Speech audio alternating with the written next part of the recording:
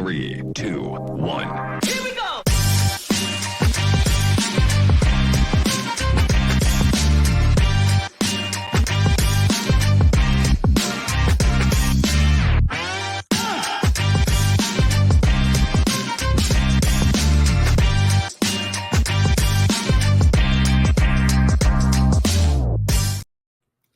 What's up, guys? Hello and welcome to Jenna X. I'm your host, Jenna, and today I'm going to be discussing the Web3 lifestyle and one of the hottest projects being built in the Polkadot ecosystem with my special guest, Mauricio Zolliker. Mauricio is the business development and partner ecosystem lead at PEAQ. Let's bring him up right now.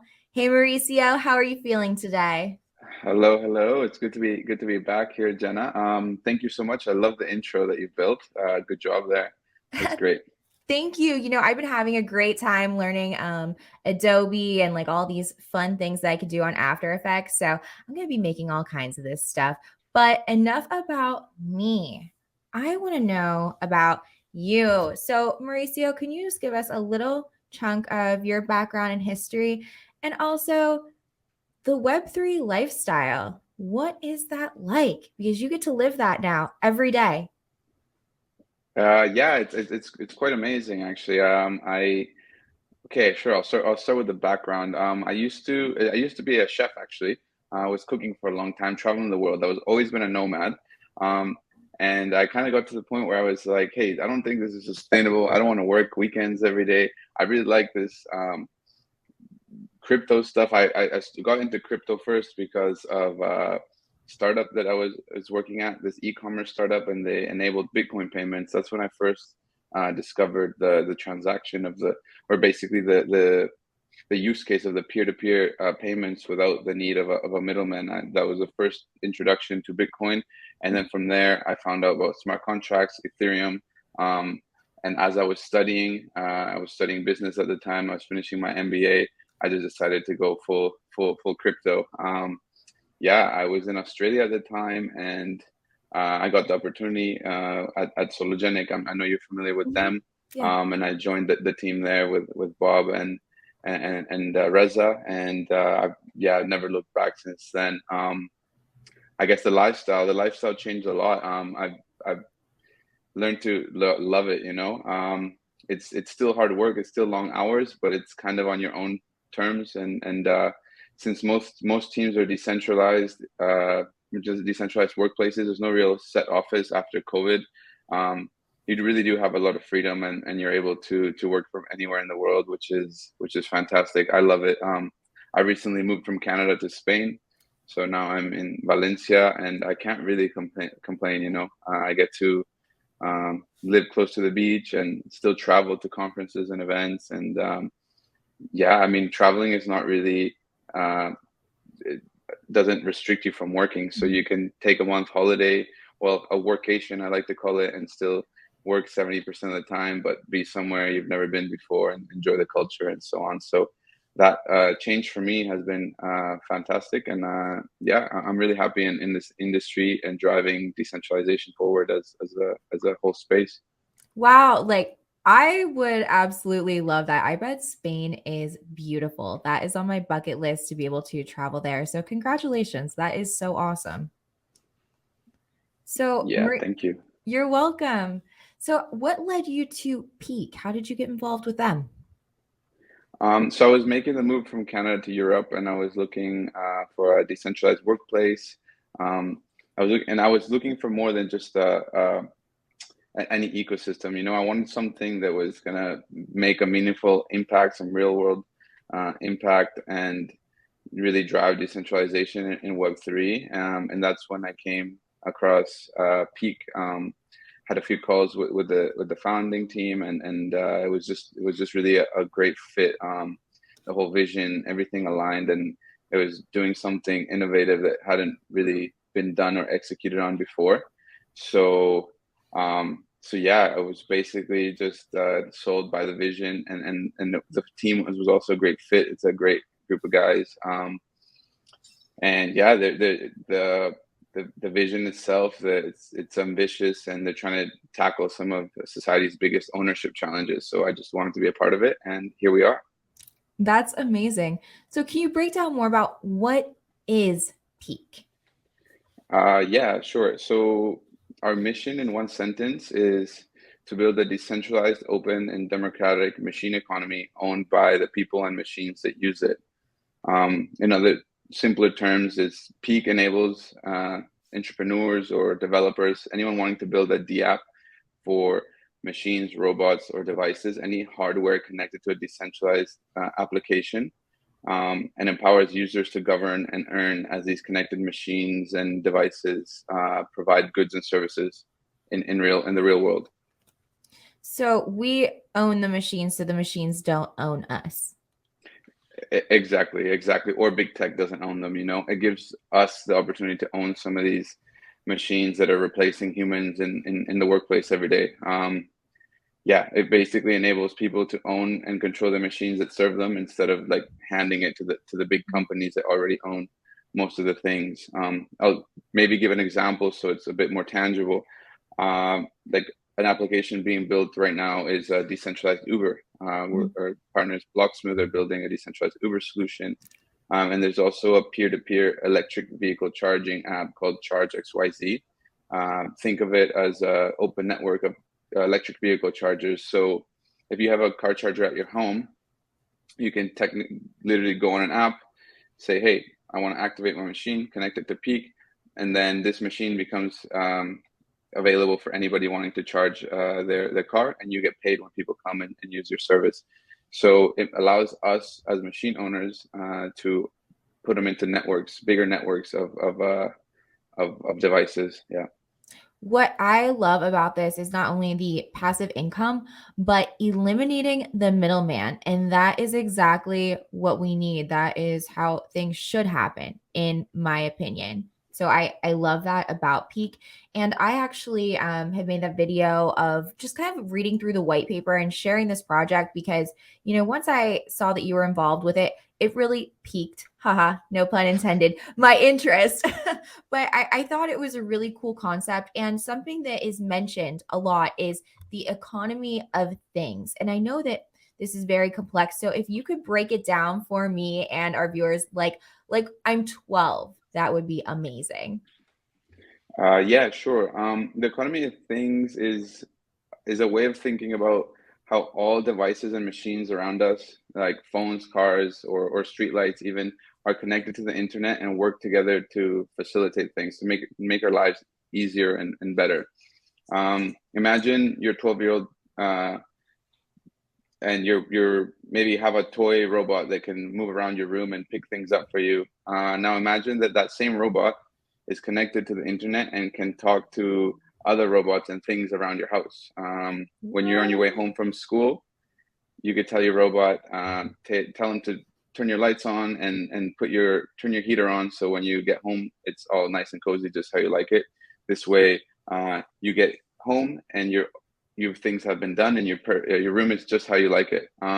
Overall, the economy of things just refers to how all these devices that we have in our lives can communicate with each other to help us out in different ways. And a decentralized economy of things extracts maximum value and opportunity from these machines with minimal risk and waste due to blockchain and data security and so on. So there's tons of benefits to doing this decentralized, not only the ownership, but it's also a lot friendlier for the environment and safer for your data.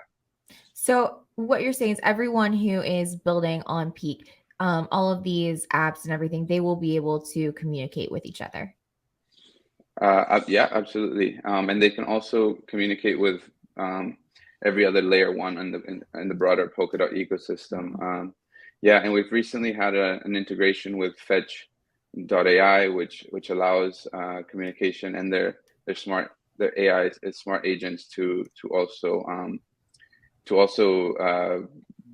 to Polkadot. So we're kind of being interoperable with the Cosmos ecosystem as well. So it doesn't just stop at Polkadot. That was big news, and that was an exciting integration, and there's a lot more to come on that regard. Sure. Can you tell us like a little bit more about, this partnership? Yeah, so Fetch AI is part of a consortia that we're also involved with, which is Gaia X Move ID. It's a publicly funded consortia, which consists of a lot of Web2 and big enterprises, including Bosch and so on. And we're working on basically the infrastructure for sovereign data across mobility in Europe. And we're the layer one for that consortia, and Fetch AI is also a partner in there. So we've been working with them a lot for the Gaia X project itself, and then we just had a lot of basically low-hanging fruit and things we can collaborate on. And these Fetch AI agents could be leveraged by any DApp building on PEAQ. So we thought it would be great to allow them to basically be interoperable and come over to the Polkadot ecosystem. So now any DApp building can leverage these micro agents for optimizing and automating business machine processes and so on in the economy of things. Okay, let me. In this video, we're going to demonstrate how Fetch AI agent runs for the You hear first that? time ever on a substrate-based network in the Polkadot ecosystem, the PEAQ network. We're going to show how two machines, Alice and Bob, are autonomously supporting each other.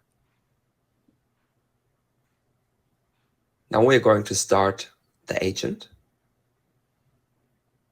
And here we can see Bob saying his name and showing his balance, which is 5 PEAQ tokens.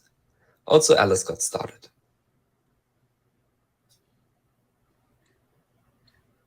Here we see Bob's address. The next step, we're going to transfer tokens away from Bob's balance, which is going to trigger Alice helping Bob autonomously.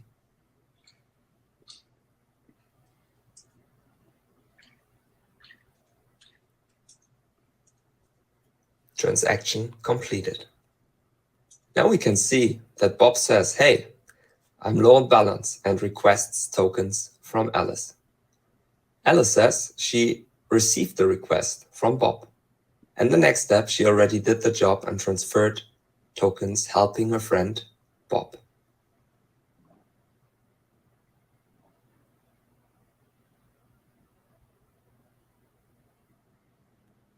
And we go back and see the balance is restored to where it was at the beginning, thanks to Alice. Bob now can pay his maintenance service and is happy to have such a good friend in Alice. Thanks for watching. Very cool. So that's just an example of a way you could use these agents, to automate things and make your life easier while you're leveraging these applications in the economy of things. That is really, really awesome. And I mean, to me, having a partnership with Fetch AI is, pretty bullish. They're, they're pretty popular, doing some pretty big things. What other updates do you have going on with PEAQ? I guess we can mention the grant program. We have a grant program for DApps, deepens basically decentralized physical infrastructure networks and any applications connecting hardware to the protocols. And we've been receiving a lot of applications. So that's been really heating up, and that's great for me as a ecosystem lead, because that means there's more builders coming to the network, which means the network is growing, and community is also starting to pick up. So there's been a lot of exciting projects that are now building on PEAQ. An example was Blocksmooth, the decentralized Uber that I mentioned. There's Charge XYZ. I also mentioned them, the charging network. Airweave, and also our partners, a decentralized 5G network. Natix, it's a recent partnership as well. They've got AI cameras, which you can basically do with your mobile phone, and you record as you drive, and they analyze data and so on, and then you get paid for providing that data.